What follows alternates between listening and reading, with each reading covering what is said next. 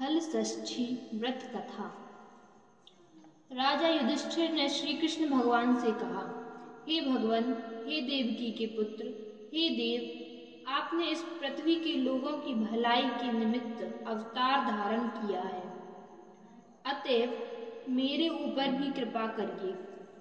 अपने बेटे अभिमन्यु के मारे जाने से सुभद्रा अत्यंत दुखी हुई है और शोक से अत्यंत पीड़ित होकर मरना चाहती हैं। हे देव, द्रौपदी भी अपने 5 पुत्रों के मारे जाने से रात दिन रोती रहती हैं। हे यदुवंशियों में श्रेष्ठ, अभिमन्यु की स्त्री उत्तरा के गर्भ में जो संतान थी वह भी अश्वत्थामा के ब्रह्मास्त्र से जली जा रही है। अश्वत्थामा ने अपने ब्रह्मास्त्र से उसके गर्भ को जड़ कर डाला है। हे भगवान, संसार में माता पिता को संतान के बिना महादुख होता है और पिता भी अपने को तभी धन्य मानता है जबकि उसकी संतान उत्तम, दीर्घायु तथा स्वस्थ हो। अतएव हे देवेश, आप वह दान या व्रत बतलाइए जिससे माता पिता संतान शोक के दुखों से पीड़ित ना होवे। यह सुनकर भगवान श्री कृष्ण चंद्र जी बोले, हे राजन, यदि उत्तरा मेरे बतलाए इस अपूर्व व्रत को करे तो इसमें संदेह नहीं कि उसका खंडित गर्भ भी जीवन पाए। यह सुनकर राजा युधिष्ठिर ने कहा, हे भगवान, उस व्रत की विधि क्या है? देवता कौन है? वह व्रत किस समय करना चाहिए? किस स्त्री के करने से यह व्रत संसार में विख्यात हुआ? मेरी सुनने की इच्छा है, कृपा कर हमें सुनाइए।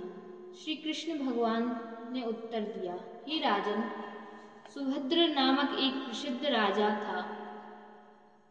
सुवर्णा नाम से प्रसिद्ध उनकी रानी थी और उनका हस्ती नामक पुत्र था। हस्ती ऐसा प्रतापी पुत्र हुआ कि उसने अपने नाम से हस्तिनापुरी नगरी बसाई। राजपुत्र एक दिन धात्री के साथ गंगा जी में स्नान करने गया। वह बाल स्वरूप से जल क्रीड़ा करने लगा। इतने में एक ग्राह उसे गहरे जल में खींच ले गया। यह समाचार सुनकर पुत्र शोक से दुखी सुवर्णा रानी ने धात्री के पुत्र को भभकती हुई आग में डाल दिया। धात्री के पुत्र को अग्नि में डालकर वह अपने पुत्र की याद में विलाप करती हुई अपने प्राण त्यागने को तैयार हो गई और राजा भी व्याकुल होकर आत्महत्या करने को तैयार हो गए। वह धात्री भी अपने पुत्र के दुख से दुखित होकर निर्जन वन में चली गई और मध्याह्न काल में देवता का पूजन करने लगी। धात्री वहां एक सूने मंदिर में पार्वती, षणमुख गणेश और शिवजी की विधिवत पूजा करती थी। वह नित्य प्रति पूजन व ध्यान करके धान्य और तृण और महुआ खाकर ये देवता की पूजा तथा ध्यान किया करती थी। श्री कृष्ण चंद्र जी कहते हैं कि हे युधिष्ठिर, इस तरह पूजन व्रत करते हुए उसको भाद्रपद मास कृष्ण पक्ष की षष्ठी के दिन नगर में एक अद्भुत दर्शन हुआ कि एकाएक वहीं उस धाय का अति सुंदर पुत्र भार के बीच से निकल आया है। उसे देखकर राजा रानी और सभी लोग बड़े विस्मित हुए। उसे जीवित देखकर चिंतित लोगों ने ब्रह्मज्ञानी पंडितों से इसका कारण पूछा। राजा को यह रहस्य बताने के लिए शिवजी की आज्ञा से शिव स्वरूप दुर्वासा ऋषि वहां आ गए। अपने मूर्तिमान मनोरथ के सदृश शिवरूप दुर्वासा को आया जानकर उस राजा ने अगवानी करके अर्घ्य आदि से उनका पूजन किया। फिर बारंबार नमस्कार करके यह बात अर्थात धाय का पुत्र जलती हुई अग्नि की भट्टी से कैसे जीवित हो गया यह पूछने लगा। दुर्वासा ऋषि ने कहा, हे राजन, आपके डर से धात्री वन में चली गई हैं। वहां भक्ति पूर्वक पार्वती, स्वामी कार्तिकेय तथा गणेश जी के सहित शिव जी का पूजन और व्रत किया है, उसी का यह उत्तम फल है। हे राजन, आपको भी वहां आज ही जाना उचित है और उस व्रत को ग्रहण करना श्रेष्ठकर है। श्री कृष्ण जी राजा युधिष्ठिर से कहते हैं कि हे महाराज, इस प्रकार संतुष्ट करके राजा और रानी ने वहां पहले दुर्वासा ऋषि को भेजा या पीछे से रानी और राजा ने ब्राह्मणों को साथ लेकर उस वन को प्रस्थान किया। वहां पुष्प पलाश के नीचे अतिशय श्रद्धा से पार्वती स्वामी कार्तिक और गणेश जी के सहित शिव जी का पूजन करती हुई धात्री को दुर्वासादि द्विजों तथा राजा ने देखा।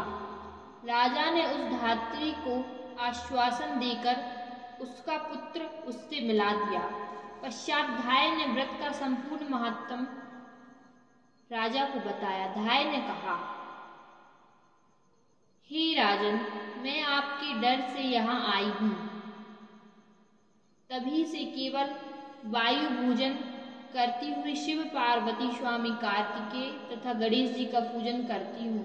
एक दिन अर्धरात्रि में मैंने स्वप्न में आनंददाता शिव जी के ऐसे दर्शन किए हैं कि जिससे शिव जी गौरी षणमुख और गणेश की सहित वृषभ पर चढ़े हुए शिव जी पलाश और पुष्प के नीचे आकर कहने लगे कि तेरा पुत्र जीवित हो जाए। फिर उन्होंने कहा कि तुमने हमारा व्रत किया है, इसलिए तुम्हारा पुत्र जीवित हो गया, और तुम्हारी रानी भी इस श्रेष्ठ व्रत को विधि पूर्वक करे तो उसका भी पुत्र जीवित हो जाएगा और भी बहुत से पुत्र उत्पन्न होंगे।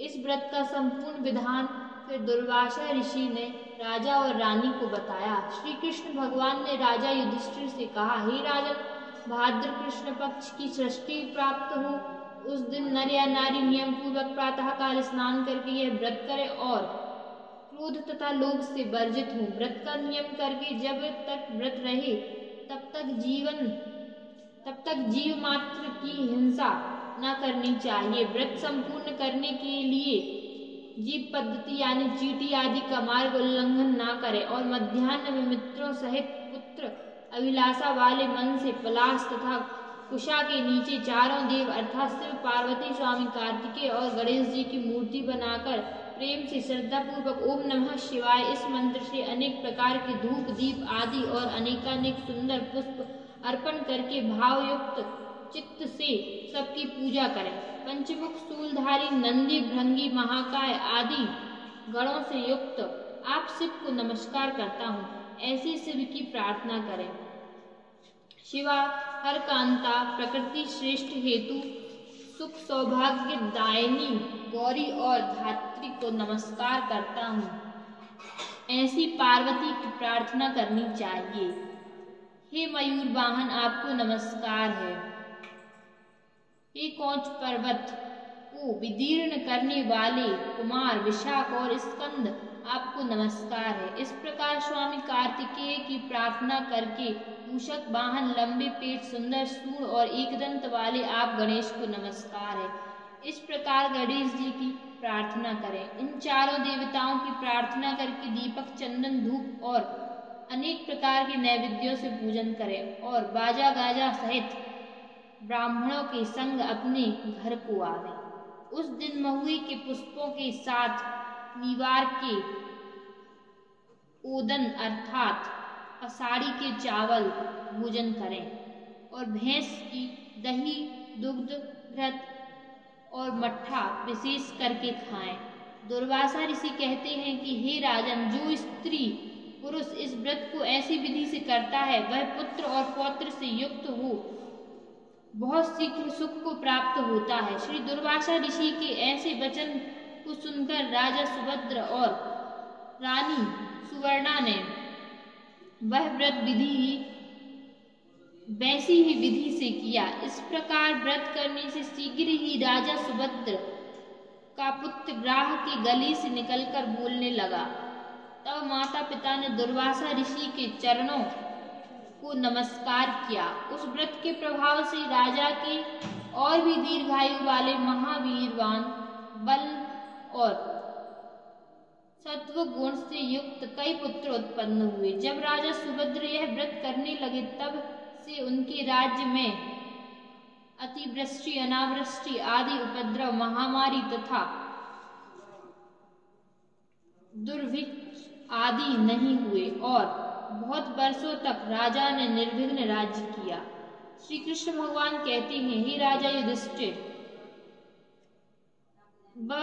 वरवर्णिनी उत्तरा भी यह व्रत करे तो सब दुख दूर हो जाएंगे। केशव भगवान के ऐसे वचन सुनकर राजा युधिष्ठिर कृतार्थ हो गए और अश्वत्थामा द्वारा हत किया गया गर्भ इस व्रत के प्रभाव से जीवित हो गया। इस व्रत से वंश स्थिर होता है। इस प्रसंग को श्री कृष्ण भगवान राजा युधिष्ठिर से कहते हैं और दुर्वासा ऋषि राजा सुभद्र से कहते हैं कि हे राजन, इस तरह व्रत करने के पश्चात शास्त्रोक्त विधि पूर्वक उसका उद्यापन करें।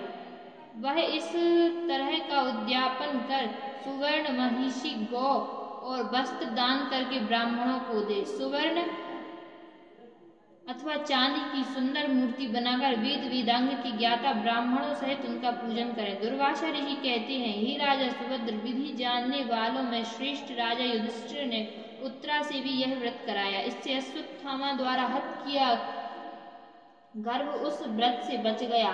इस व्रत के प्रभाव से उत्तरा के उदर में वह गर्भ हिलने डुलने भी लगा और तत्क्षण जीव को प्राप्त होकर उत्पन्न हुआ। हे राजन, वह गर्भ पृथ्वी पर राजा जन्मेजय का पिता परीक्षित हुआ। हे राजन, जो कोई मनुष्य यह उत्तम व्रत करता है वह संपूर्ण पापों को नष्ट कर सूर्य लोक में पूजित होता है।